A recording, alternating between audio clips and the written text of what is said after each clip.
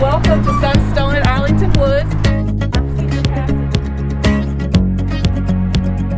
In partnership with the City of Indianapolis, specifically the Office of Public Health and Safety, we are welcoming food champions who are learning how to start their own nonprofit or for-profit business related to gardening or urban farms or grocery stores.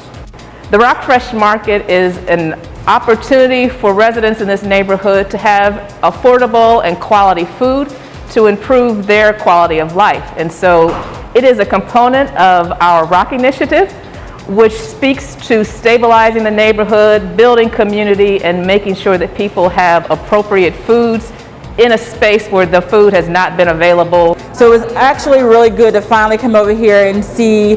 We've heard great things about the market and the work that is happening over here on the east side.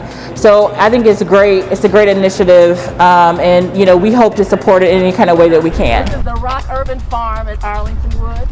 It's an opportunity for members of our church to minister, and to work with members of the community on growing and being self-sufficient in their food systems. Wow.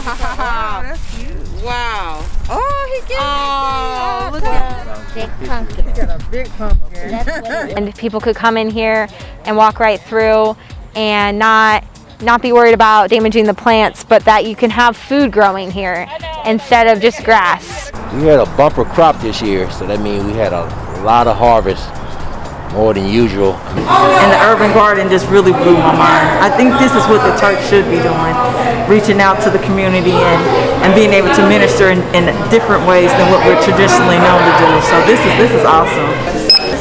This is vitally important. But I'm just so impressed how clean, friendly, well-stocked, and affordable things are affordably priced here. Yeah, what I saw was very inspiring today. Really moved me. When I think about a beloved community for Black people, this is kind of what I envisioned in my head, and I didn't know that this could be like a reality, and seeing it has been just so moving for me.